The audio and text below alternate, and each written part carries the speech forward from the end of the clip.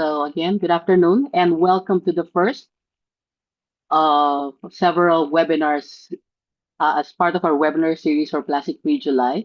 My name is Faith Herrera and I'm with the Break Free from Plastic Asia Pacific team. And we would like to welcome you all to the first webinar entitled Plastic Free Campuses, Turning Commitments into Action. We are glad to have our colleagues here from um, India, Sri Lanka, and the Philippines to talk more about plastic-free campuses. So before we start, let's do some rounds of reminders.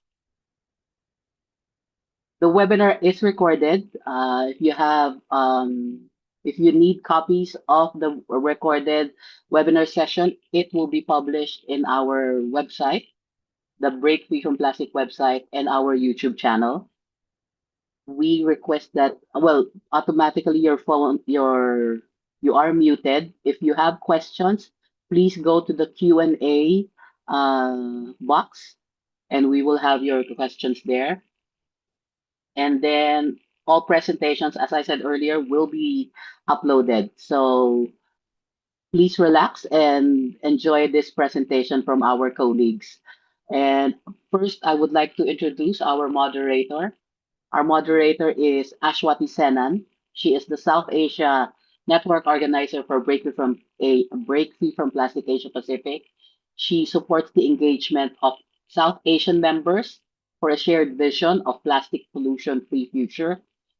Ashwati, over the last decade, has worked with various social movements across India on issues of land, water, forest, mining, displacement, gender, and education in the capacities of a researcher and a media practitioner. She's also a translator and a storyteller, and she has chronicled narratives from communities that have been historically marginalized and impacted by development activities in India.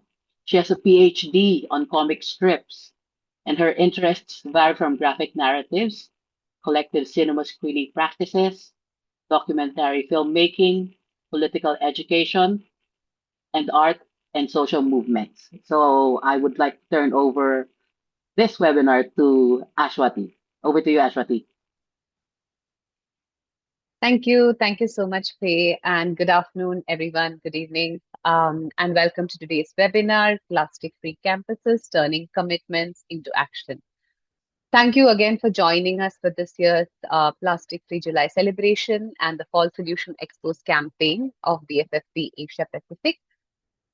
As you know, plastic pollution is something that continues to affect our health, our communities, and our environment. And as while many solutions are being promoted, we know that not all of them address the problem at its source.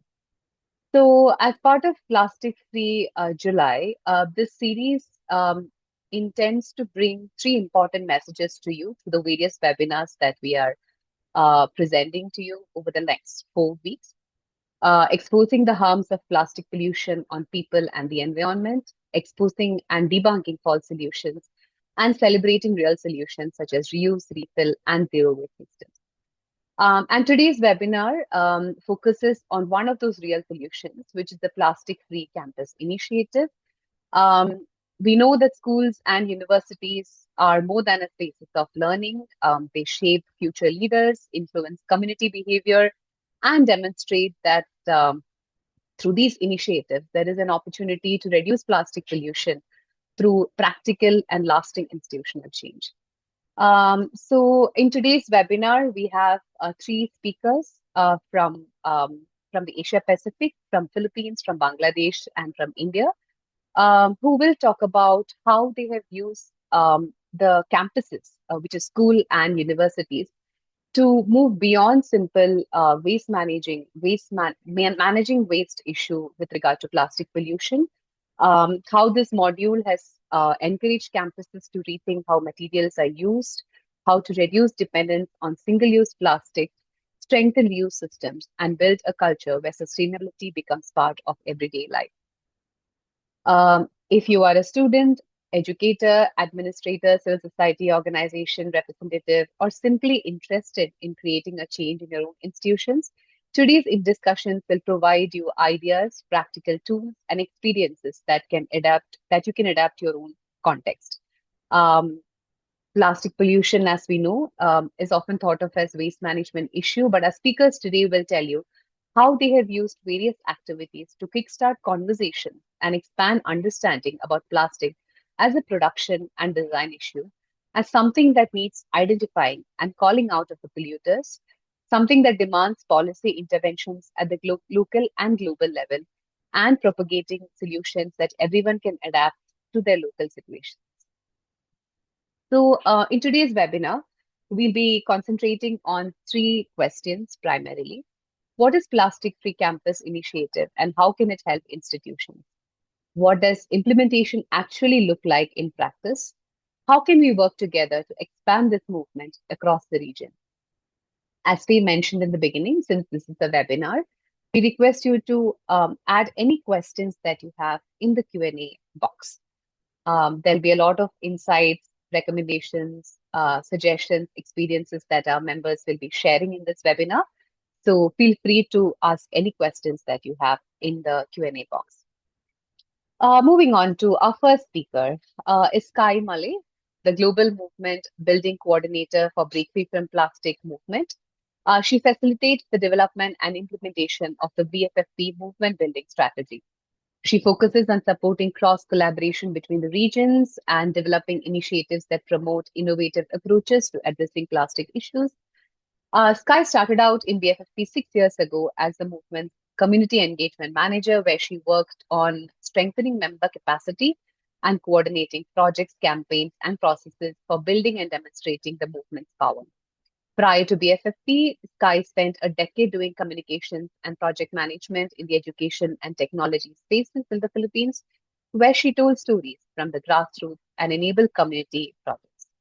Please join me in welcoming Sky as she discusses on how the journey has been from commitment to practice, introducing BFFP's plastic-free campus modules, an important engagement tool groups used by our members globally.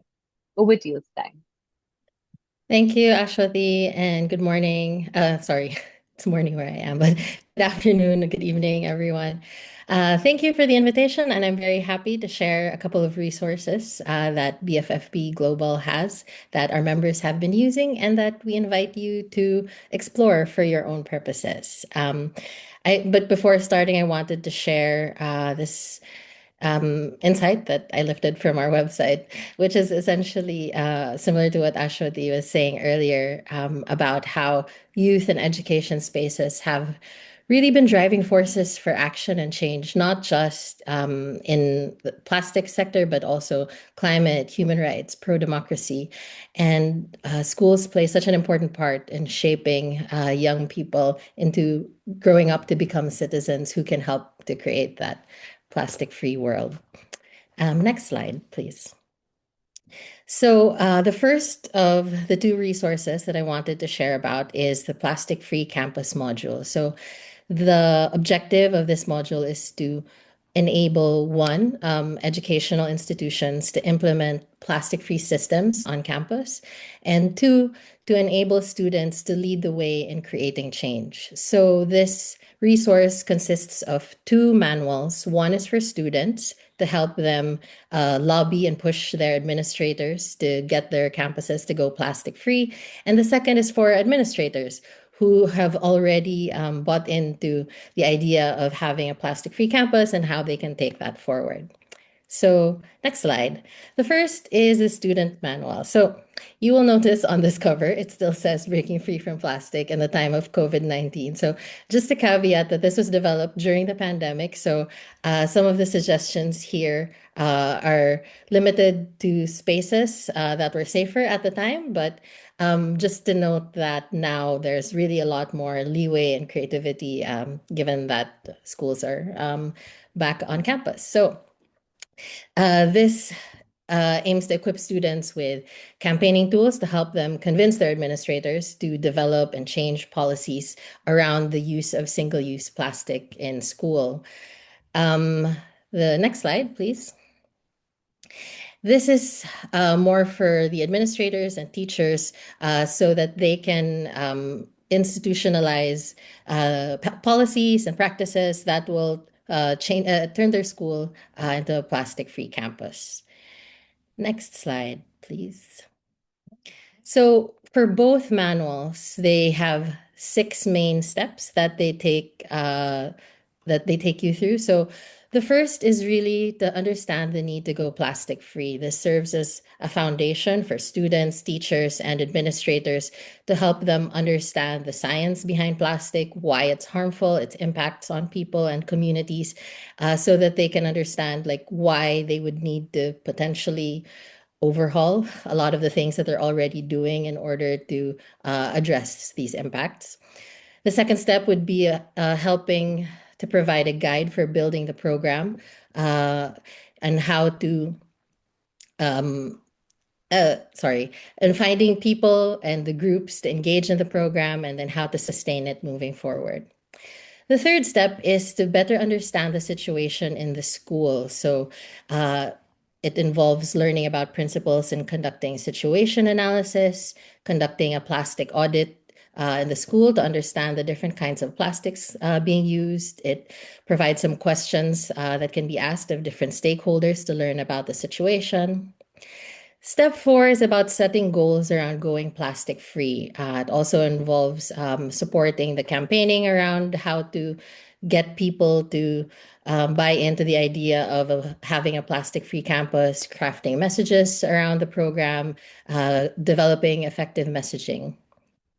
Step 5 is taking action. So it outlines suggestions for different types of actions around going plastic free, knowing which stakeholders to talk to and when to negotiate and how, linking the goals from the previous step with messages and actions and how to document and report on these actions. The last step is building on gains, meaning if they've already established a plastic-free campus, how do they take it forward? How do they maybe scale it even beyond campus and take it to their communities? And maybe how do they work with other schools and other community institutions or organizations in working to go plastic-free? So this is just an overview of what to expect in both manuals, but each manual is tailored to their specific audience, whether it's a student or teacher and administrator. The second resource that we have is the plastics education curriculum. So the objective of this resource is to help teachers develop young people to be responsible citizens, actively working toward a plastic-free future, and I guess I would add who have a deeper understanding of the plastics problem all across the life cycle of plastics. So the 3 main goals, one is to help teachers understand the importance of breaking free from plastic. Again, similar to the previous resource, it's really about building that foundational understanding of why there's this need to go plastic free. The second is more of the content side, where teachers are able to gain an understanding of the plastics life cycle and various issues all across that, and issues that intersect with plastics, because it's not just about the pollution and the production. There's also issues around labor and health and dynamics between global north and global south, etc. And the third is to enable schools and teachers to integrate plastics education in their existing curriculum. So we don't want to add more work to teachers. So through this, we hope that they're able to integrate this curriculum and these lessons into existing science lessons so that they don't have to start from scratch. Next slide, please. So this plastic education resource can be broken down into 2 main components. The first is the plastics education primer. Yes, I also found out it's pronounced primer and not primer. So it takes quite some effort to say primer. I'll get into that in a bit. And the second is the plastics education curriculum itself, which comes with some sample lessons. Next slide, please. So the primer is what will help teachers gain that foundational knowledge and understanding of the issues of plastics and how they can better teach it to their students. So it gives an overview of environmental education and the importance of this in order to help students understand the issues better and eventually take action. And it follows the 7E instructional model, which I'll get into a bit later, but that's the pedagogical framework that was used to develop this curriculum. It also goes through the different themes that are covered in the curriculums as outlined here, like culture, business and engineering, the global divide, corporations, waste management, and zero waste. And it also helps teachers integrate this curriculum into their everyday lessons. Next slide, please. So this is what the curriculum map looks like. As you can see, it's divided according to age group. So even if the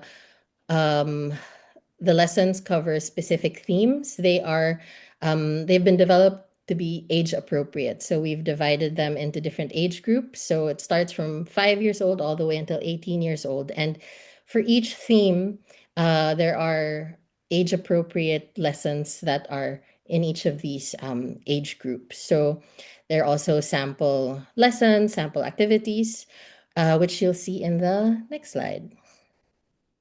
So here, this is what like one sample lesson looks like. So it gives you the key idea that we aim to teach in this lesson, the different competencies that students are expected to learn, the specific age group, suggested activities, etc. So everything really is there. But just to emphasize that this really is just a starting point. It's a guide.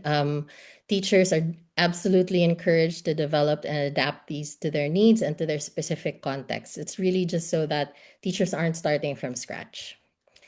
Next slide, please. So I mentioned earlier that our education consultant who developed this used the 7E instructional flow. So the 7Es, as you can see, are here to engage, elicit, explore, explain, elaborate, extend, and evaluate. So there's more on that outlined in the primer, should you be interested. Feel free to check that out after this webinar. It really is student-centered and activity-based, which means that students will learn by doing rather than just sitting passively and receiving the information. And it supports the development of scientific and environmental literacy skills. I mentioned earlier, ideally, this is integrated into science lessons, but not necessarily. It's up to the teacher's creativity and which subjects to integrate them in. But yes, science and health are the ones that we recommend. Next slide, please. So yes, should you be interested, there are 3 ways to go about using the plastics curriculum. So the first is to check out the plastics education primer, again, which gives an overview of the whole curriculum, the necessity of this kind of approach to teaching plastics. And then the second step would be to see the curriculum map, which I shared earlier, which outlines the different themes, the different competencies that students will learn. And again, teachers are encouraged to modify them as needed to suit the specific needs of their students.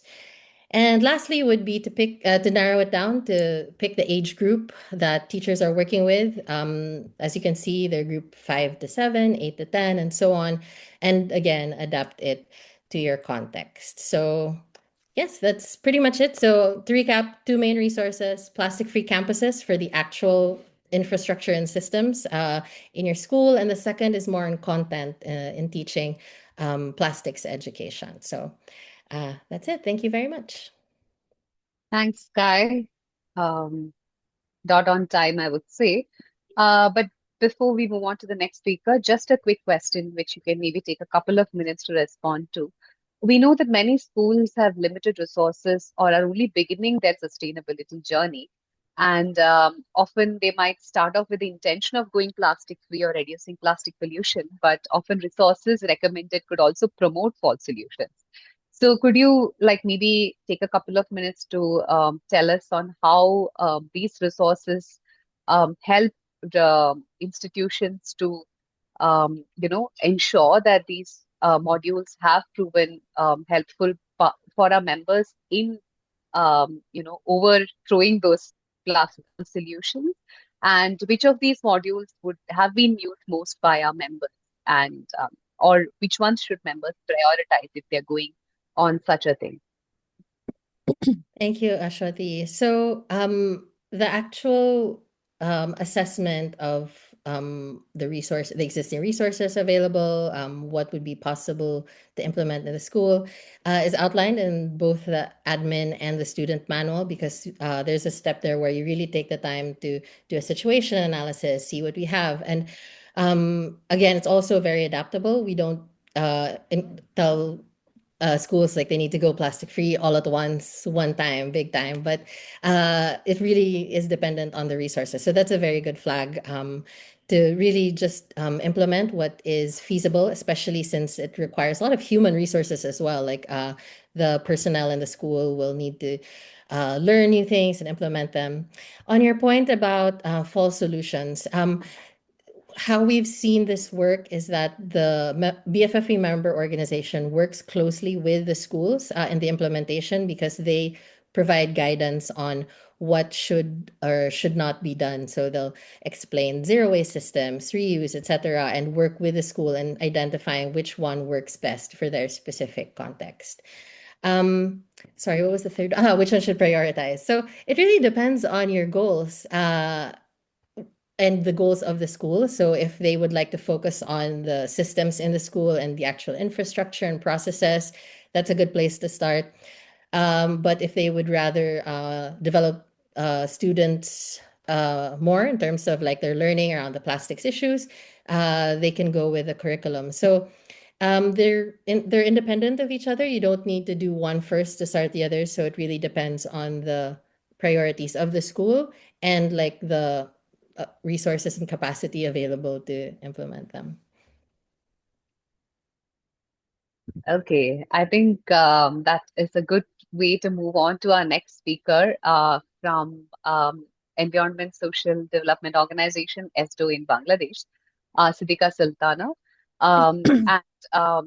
ESDO has also been instrumental in implementing the Plastic Free July, Plastic Free Campus module in schools in Bangladesh.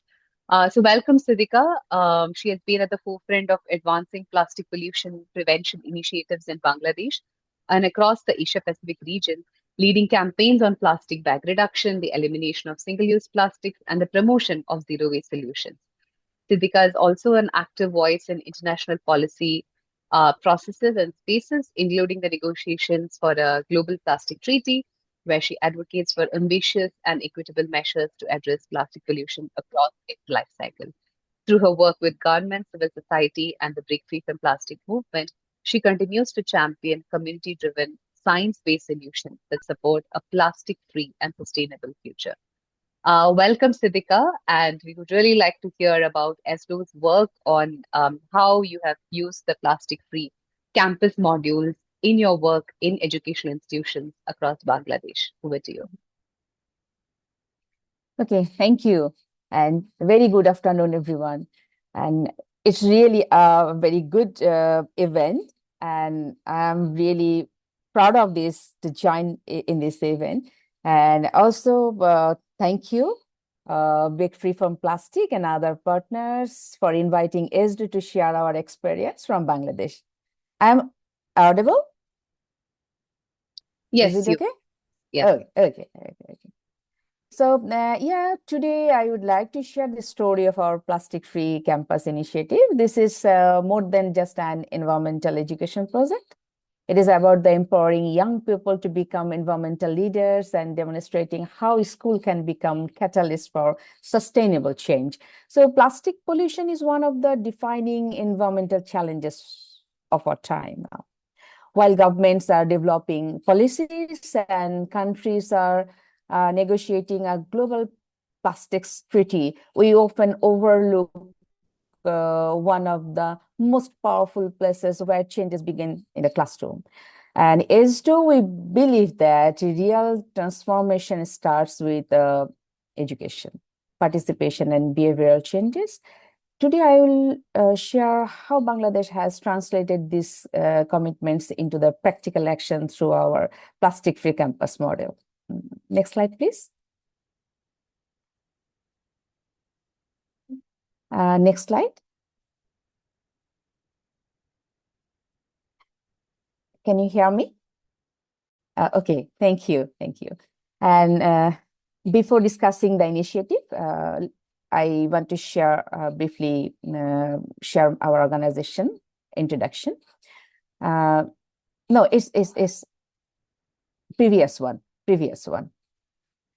So Environment and Social Development Organization, ESDO, has been working in Bangladesh since 1990 to promote environmental sustainability and social development. I think you all know about the ESDO's beginning. It was in 1990. Only one issue ESDO create this platform, that was ban plastic bag. So over the years, our work has expanded to address some of the country's most pressing environmental challenges, including plastic pollution, waste management, chemical safety, and climate change and biodiversity conservation. Also the environmental justice. Our work combines research, policy, advocacy, community engagement, awareness, and campaigns, and capacity building. We work closely with the government agencies and the educational institutes, local communities, development partners, and young people, because we believe environmental challenges cannot be solved by one stakeholder alone. So one of our strongest areas of work today is empowering youth to become champion of environmental protection, and the Plastic Free Campus initiatives is one of the best example of these approaches. So why plastic free campuses? We think about it. So why did we focus on campus? Because educational institutions are much more than places where students receive academic knowledge. They are spaces where values and attitudes and lifelong habits are formed. And everyday students make countless decisions: what to eat, what to buy, how to dispose of waste, and what kind of products to use. These daily habits may seem small, but when multiple by thousands of students over many years, they have enormous environmental impacts. And we realize that if we could encourage sustainable habits during school life, these behaviors would continue into adulthood and influence families, workplace, and communities. So, however, our objective was not simple to reduce plastic waste inside schools. We wanted to transform schools into living laboratories where students could experience sustainability through everyday action. Next slide, please. Next slide. Okay. Why did we start?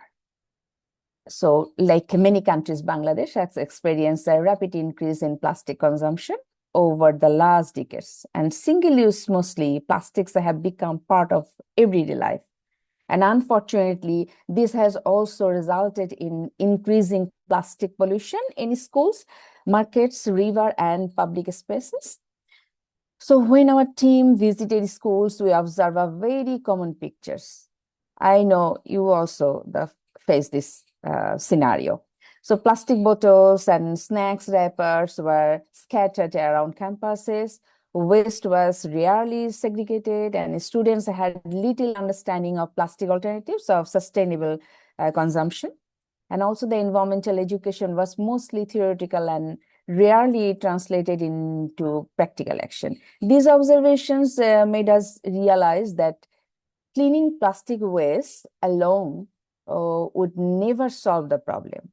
And instead, we needed to address the root cause by changing behavior and encouraging students to make better choices every day. So how do we do that? So next slide, please. So we focus and we emphasize always awareness to behavior change your behavior first.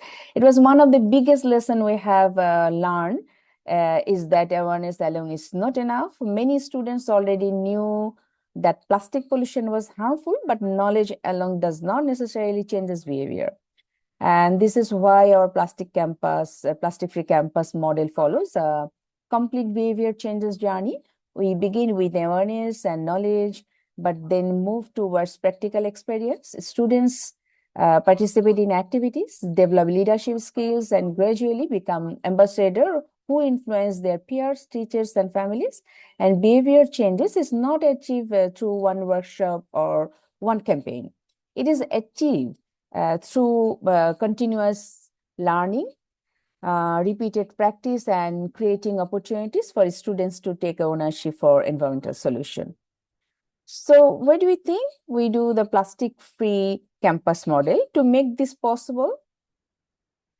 I think next slide, please. We develop the structure. Next slide, please. Okay. We develop the structure, a plastic-free campus model. The journey began with orientation session for teachers and volunteers because they are key people who will continue guidance students long after the project ends.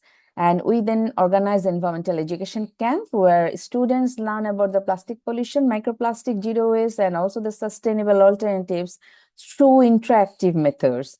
So students then participate in practical activities such as campus observation, waste segregation, and also the plastic consumption tracking and action planning. And Green Club are established to ensure that student leadership continue throughout the years. And regular monitoring and follow-up visits help school maintaining momentum, solve changes, and celebrate progress. And finally, school complete the journey through a plastic-free campus graduation ceremony where their achievements are formally recognized. And finally, school complete the journey. Then this recognition creates pride and ownership and motivation to continue their environmental journey. Okay, next slide, please. Learning by doing. So one of the most successful aspects of the projects that was our learning approach. Instead of long lectures, students and learn through participation. They perform the role plays to understand the impacts of plastic pollution. And also they design posters and awareness materials. They practices waste segregation using the real waste collected from their own campuses. And they maintain plastic tracking calendars to monitor their daily plastic use. And they learn about the composting, plastic alternatives, and zero waste lifestyle. And students also work in group to develop the practical solution for reducing the plastic use in their own school. And also the students were not simply they were discovering and also. Next slide, please. So perhaps the most inspiring outcomes we're seeing students become leaders. Am I audible? Yes, but there seems to be Hello? some Am I? activity Yeah, okay. issue from your Seems to end. sometimes, yeah, I understood. So Yes. that's I okay. don't know Go ahead. why. So, okay, I'll try to finish Yeah, first. no. Students, while we're thinking about the students become the environmental leaders, perhaps the most inspiring outcome was seeing students become leaders. Rather than depending on teachers or project staff, students began leading awareness campaigns themselves. And they organized the poster exhibition, conducted peer learning session, monitored the plastic use within their campuses, and developed creative environmental modules, and encouraged their classroom to refuse single-use plastics. And many students also brought these messages home. And, you know, the parents told us that their children started reminding them to carry reusable shopping bags and avoid disposable bottles, and also the separate household waste. So this demonstrated that investigating in young people creates ripple effects that extended far beyond the classroom. Okay, then so we think about the scaling the across in Bangladesh. So next slide, please. The project began as a pilot initiatives, and but its success quickly attract wider attention. We initially implemented the program in 10 schools across 5 division. As the results become visible, the government of Bangladesh recognized the initiative and collaborated with ISTO to expand it. And eventually, the plastic-free campuses initiative became part of the Ministry of Environment 100-day action program and allowing the model to expand to 8 divisions across the country. And this experience showed us that when pilot initiatives demonstrate real impact, they can be successfully replicated and integrated into the national program. So what just we're saying, the next slide please. The impact of this initiative extended far beyond reducing plastic waste. So students became more environmentally aware and confident in taking action, and teachers are also active champions of sustainability, and also the green clubs continued organizing environmental activities independently. Schools adopted better waste management practices, and communities became involved through students-led campaigns.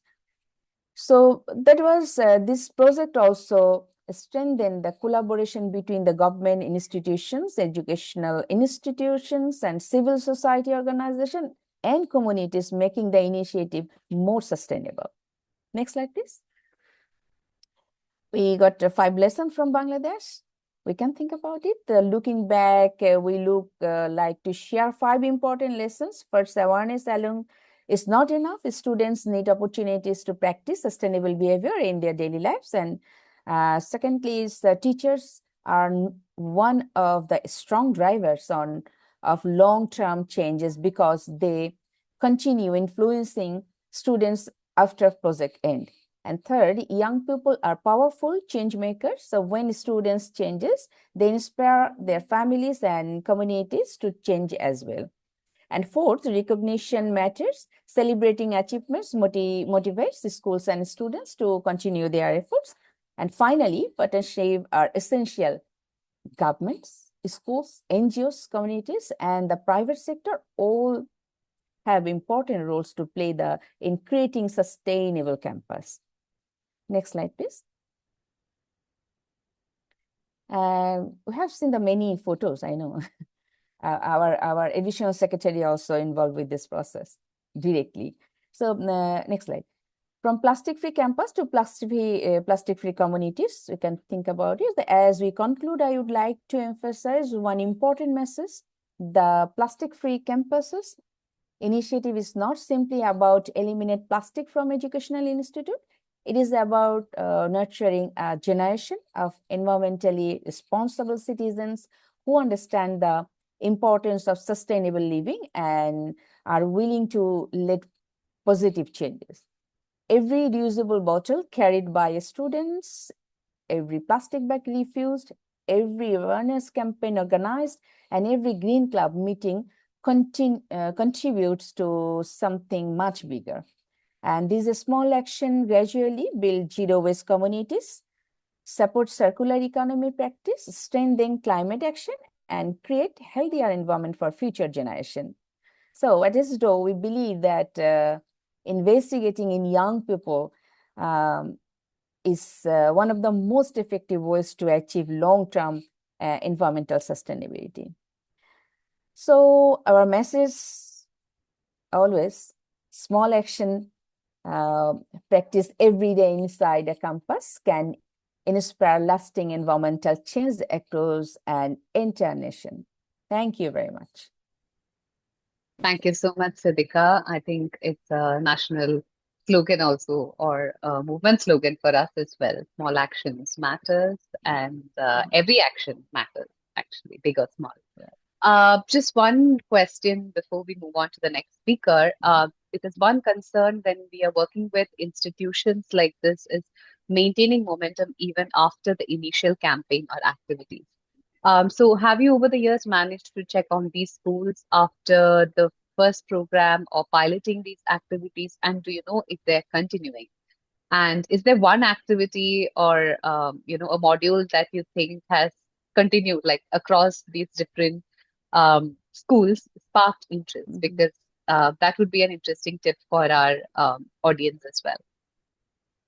Yes, thank you very much. It's a very good question because we are following and monitoring already the first stage, the 10 schools, and other than also we started.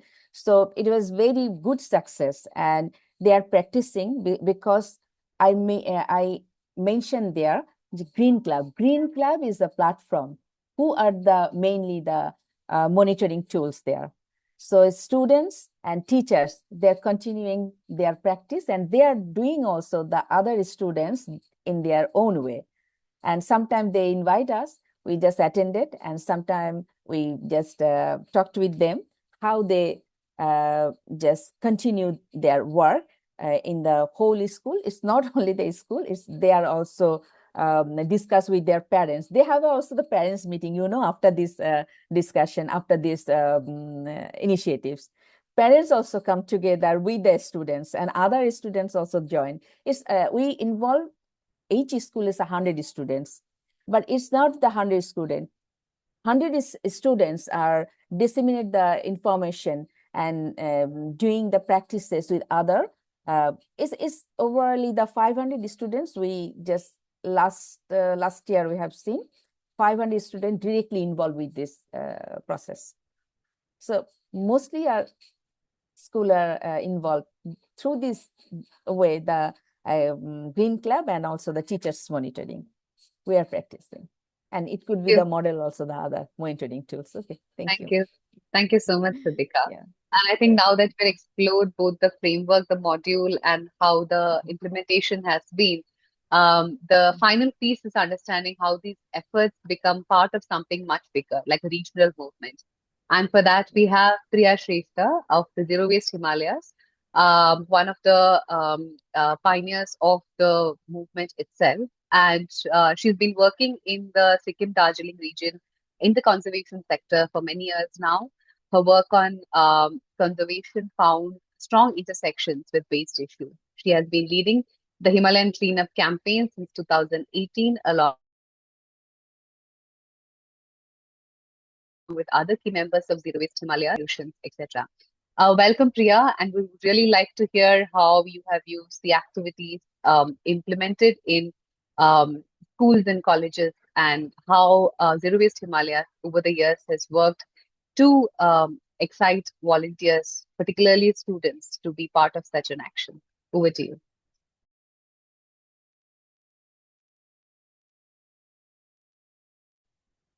Thank you, Aswathi. Happy Plastic Free July to everyone, and really happy to be here to represent the work that has been going on high up in the mountains for the last 7-8 years now. Since we started in 2018. So I'm just going to give a brief about how, this movement, which is the Himalayan cleanup, and the insights from this cleanup, how it has helped mainly educational institutions to further their work on plastic pollution. So next slide, please. So every year, the cleanup brings in thousands of volunteers. And we started this in 2018 as a movement where mountain people could stand in solidarity, mainly to raise their voices against plastic pollution, and be part of this big mountain-wide demand for real solutions, So it was started by Zero Waste Himalaya and Integrated Mountain Initiative. Both of these organizations are pan-Himalayan platforms. And we've had outreach across the mountain states of India, so 11 states, 2 UTs and 2 autonomous councils at the moment. So basically, we were trying to look at what is in our trash, but also look at through the brand audit of the cleanup, this question of who is it that is trashing our mountains. So these 2 key questions were something that we were trying to crack. And of course, the mantra for the cleanup has always been to reflect, to switch, and then demand. So, when we are getting our hands dirty, individuals are also getting a chance to reflect on their own individual lifestyles. and what is it that they're contributing to the waste crisis in the mountains. Then how do we switch at a community or an institutional level? And the third part, the demand, which is the most important for the mountains at the moment, is how do we also start pinning the responsibility on the producers and really call on them to take real action against the plastic pollution that they're causing in the mountains. So if we go to the next slide. Yeah. So just to give you, a perspective of how much trash has been audited as part of the Himalayan cleanup, that's the number there. Some 11 lakh pieces of plastic trash we've audited, and over 65,000 volunteers over the years have been part of this cleanup, cleaning up over 2,000 sites. But very relevant to today's discussion is that educational institutions, in fact, have been at the forefront of the cleanup, because that is where most of our volunteers come from. So educational departments, the Swachh Bharat missions, school associations, under whom there's a number of schools working, they have been the key partners. So if we go to the next slide, a lot of the insights then actually find relevance into how schools and educational institutions could take these findings further. So every year, we are finding that, of course, no surprises there, that a large portion of the trash that we pick up is only plastic waste, like over 80% consistently over the years. But the big revelation for us and also for the educational institutions was just how much of this plastic waste actually comes from food packaging. It has consistently been the top trashed item. If you look at, again, the figures, it's always more than 80% of all the plastic waste collected that's coming just from food packaging, which is kind of an indication as to how we are eating, how our students are eating, how our children are eating, and this change in, how we are, this erosion of local food cultures that's happening, in the mountains. And then, the intersect then with waste is that most of the food packaging is actually non-recyclable plastics, which have absolutely no solutions, especially for the mountains, which are remote. Collection is a challenge. Transporting the waste is a challenge. Even for recyclable waste, this explosion of non-recyclable plastics in the mountains has been really, really what is actually perpetuating the crisis in the mountains. But as you can see in the photograph, the other key insight also has been that energy drinks consumption has been found to be very high among students, and so this is also a real cause for concern. So then, with all these findings, a lot of educational institutions have then moved into looking at how do we go about some of dealing with some of these issues that are coming from the waste audit. So if we go to the next slide. So how has the insights been used to take action? And how do we plan for plastic-free campuses? Is that, the THC, the waste audit data has been really insightful. But beyond that, schools are also encouraged to map, their everyday waste generation streams also. And as Siddhika was mentioning, there's a whole, plan where teachers are further trained, looking at how reflecting on the waste audit findings. How do we move forward? Peer learning is also encouraged, and of course the cycle of continued awareness is always there, where some schools actually also work with parents and some schools also work with caregivers, to close this whole loop. That just, it's not just the students, but we are also working with parents and other caregivers in the school. So, if that is what is going into planning for the plastic-free campus, the top things that schools are really looking at, in terms of their interventions, is how do we look at food spaces and reclaim our local food spaces? How do we look at single-use plastic reduction within the schools? And of course, sustainable menstruation, the dialogue around this has been also a key focus. Just breaking the silence around periods and normalizing the conversation. And then, of course, relating it to the waste issue. And then schools are also trying to look at how can they have small units of material, for recovery. So I'll go into a little bit detail of each of these in the next slides. Yeah, so for reclaiming food spaces, there's a quite a lot of work that's happening both in Darjeeling and in Sikkim, and schools have very strict junk food restrictions for students, that they are not allowed to bring such ultra processed junk food inside the campus.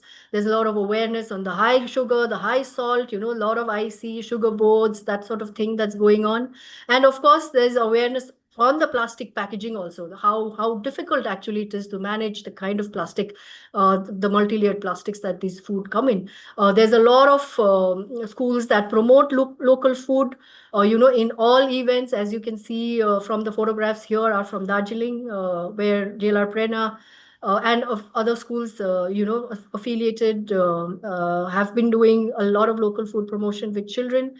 Then children are also looking at nutrition gardens where they promote, growing their own food, because that's also enhancing their understanding. So there's a lot of, the intersect that we found between the waste and food. And then, of course, the well-being of students, that is one key insight which schools have been really able to take forward, coming out of the Himalayan cleanup. So if we go to the next slide, single-use plastic reduction, of course, is a key thing that schools are looking at. There are schools that have looked at, saying no to plastic book covers, that because that's actively promoted by certain institutions where children are actually forced to put plastic on as book covers. But there are schools that have actually said no, and they're reusing paper and absolutely normalizing that, But beyond that, of course, they're looking at how do we celebrate in a plastic-free manner, how do we look at decoration, cloth banners, how do we promote bringing our own mugs, saying no to disposables, schools are also celebrating zero waste picnics. So there's a lot happening around single-use plastic reduction in the schools. And of course, we have our own homegrown, campaign again in August, which is the Plastic Freedom Challenge, which goes from 8th to 15th, so a lot of schools actually then again are part of this campaign, which culminates then with a call, how do we celebrate Independence Day without any, without generation of any waste, any plastic waste. So that's a huge call then again that schools are taking forward. If we go to the next slide, then as I mentioned, this whole conversation around sustainable menstruation, again, both in Sikkim and Darjeeling, there are so many schools that are actually now taking this conversation forward, in terms of what is in our pads, how harmful it is for our health, and how challenging it is actually to dispose these toxic products. But of course, then, before we even get to that conversation is to normalize this conversation around periods and menstruation, and again, looking at safe and adequate spaces for menstruators. And the campaign then again looks at promoting period products which reduce disposable pads. So it could be menstrual cups, reusable cloth pads. So there's a lot actually that schools are doing around this, which again is ditching, single-use plastics. If we go to the next slide. Then some schools again are also looking at small units of material recovery centers, like this is an example from Sikkim, but even in Darjeeling, we know that schools have made their own small units where they are asking children to segregate, so it gives them an additional learning on waste characterization. So these small banks that they're using to segregate, again, teach children about the various types of plastics. So this is not happening at scale, but we do know that few schools, both in Sikkim and Darjeeling, are going forward with this intervention as well. And it's very, very useful interventions that we have seen. So if we go to the next slide. Yeah, so some of the partnerships that have been key to build upon the THC insights, and because they've been partners also to support the Himalayan cleanup, is the whole Swachh Bharat mission in Sikkim. With the and we Zero Waste Himalaya is a knowledge partner to the Swachh School campaign that SBM runs in Sikkim with the rural schools. We have an SOP for Swachh schools where we help them plan to make the schools zero waste. All this is coming out of the insights from the THC waste audit.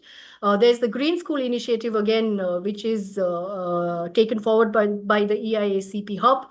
Again, in Sikkim, they have a whole number of schools that work under them as green schools. So they've in fact adopted the waste and brand audit that Zero Waste Himalaya has made. And again, as knowledge partners, we help them plan for zero waste schools in Sikkim. And if you look in Darjeeling, there is, of course, DLR Prerna, who is one of the key partners in Darjeeling to take forward the Himalayan cleanup. They've integrated the whole program into their ongoing school health program initiative that they're doing, and they're looking at curriculum, and they're also looking at zero waste through a lot of it through food spaces. So the partners who actually support the Himalayan cleanup have also helped then take it forward, into action with the educational institutions. But of course, all of this, if we go to the next slide, would not have been possible. So the key drivers of change actually have been the teachers, because they have been the stewards who really lead by example. They come for the cleanups. They are modeling good food habits. They're promoting sustainable lifestyles at their own individual level. So I've just put a very few photos of the teachers here, but it is, just these wonderful teachers who are at the forefront of leading this, this whole campaign, from doing the cleanup to the audits, then, taking it forward in their own schools. So it is basically the stewards of the cleanup. I will not be able to name all of them, but you know who you are. I'm sure some of you are also on this call. So all of this actually is made possible, and they are the real drivers of change. So just my last slide actually is just to, in spite of all this happening, we are still faced with challenges. Just to show you a photo of what a normal shop looks like in the mountains at the moment, and it's a horror story.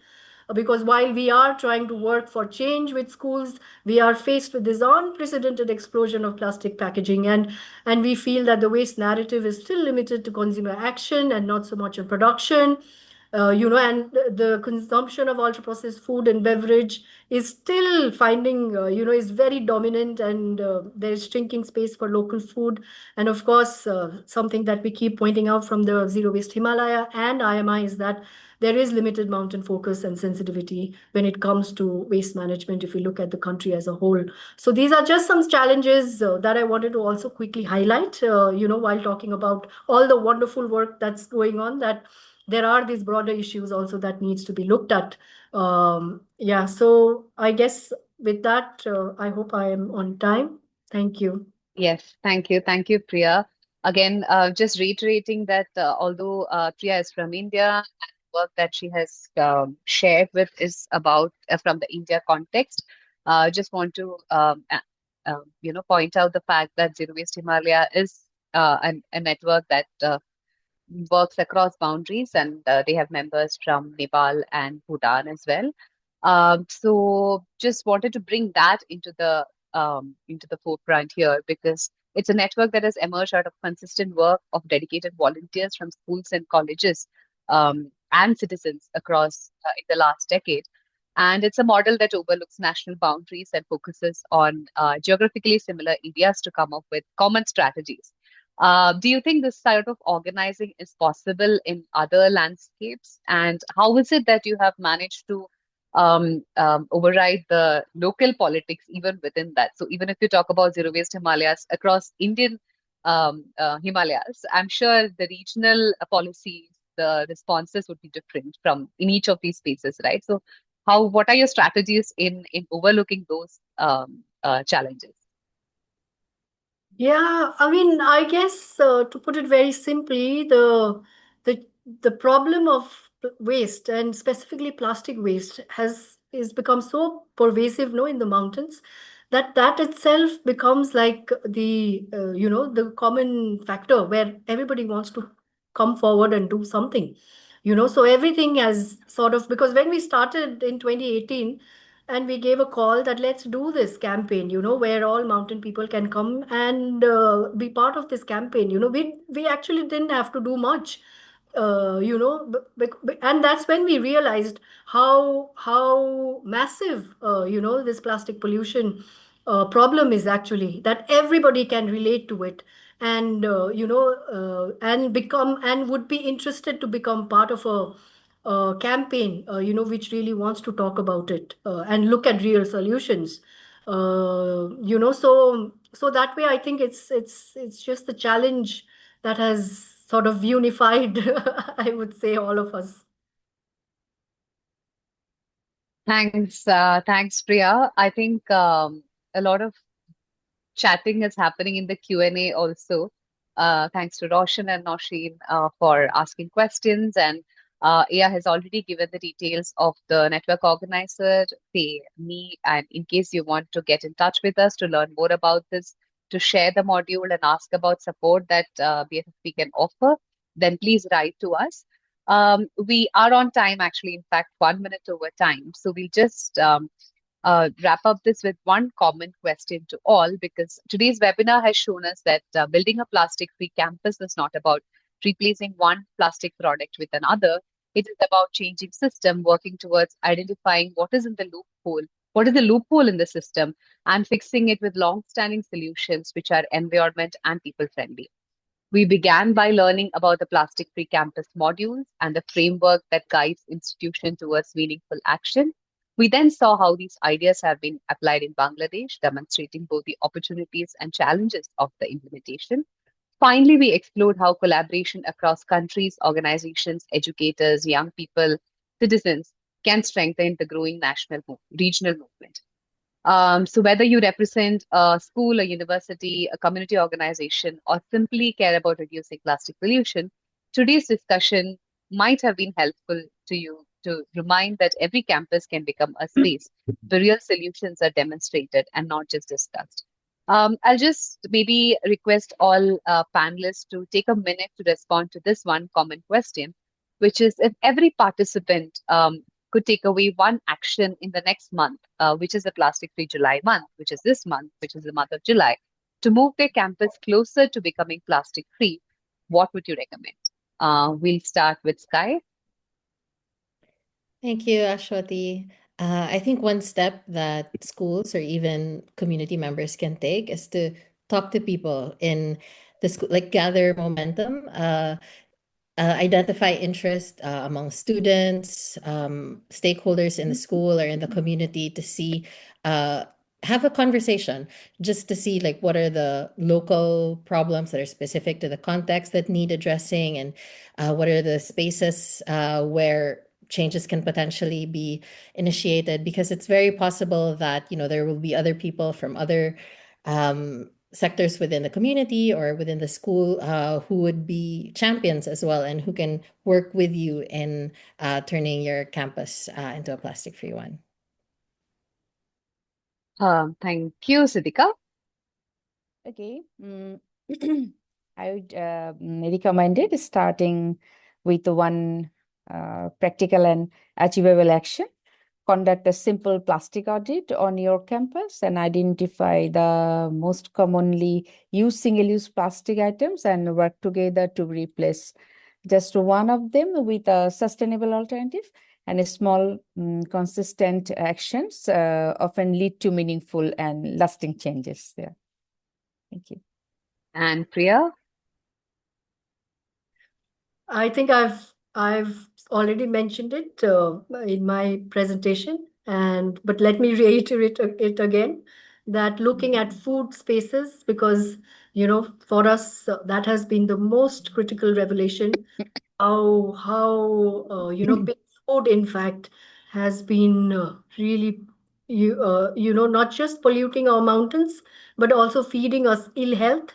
So I think the biggest thing that we can do is to really look at how we eat, how we used to eat in the past, and really look at good, nutritious food which is unpackaged, local, will support our local farmers and not the big food.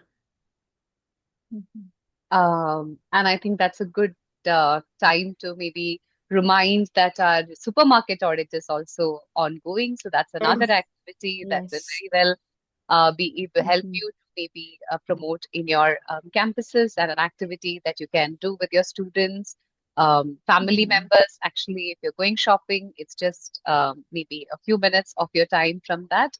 We'll share the details of it on chat and also with members, people who have registered for this. And we really hope today's webinar has inspired you to begin conversations within your own institutions to explore the plastic-free campus module. Thanks to all our speakers, partners, and everyone who joined us today. Have a wonderful day, and we look forward to seeing you at our next Plastic Free July learning session. I'll pass it on to Faye to give us a brief about the next week's program. Faye? Yes, thank you everyone. Thank you, Sky. Thank you, Sidika. Thank you, Priya. And of course, thank you, Ashwati, for leading the discussion. So for next Wednesday, we would like to invite you for our topic, Plastic on Our Plates and in Our Bodies, documenting microplastic pollution. We will hear from two researchers from the Philippines and in Indonesia regarding microplastics. If you are interested in this kind of topic, or you know groups or people who are interested, please do share the information. We still have the same registration link for that one. It's the same time. So with that, we look forward to seeing you all on that. If you have any concerns or questions, please do email us. Do email us and we will definitely respond to that. And with that, for all the women in front of me, thank you so much for this one and happy Plastic Free July, everyone. Goodbye. Goodbye. Thank you. Thanks. Bye-bye. Thank you. Thank Thank you. you Bye-bye. so Happy much. Plastic Free July. Thank Thank you. you. Thank you. Salamat. Thank you, guys. Gals. Bye-bye. Bye.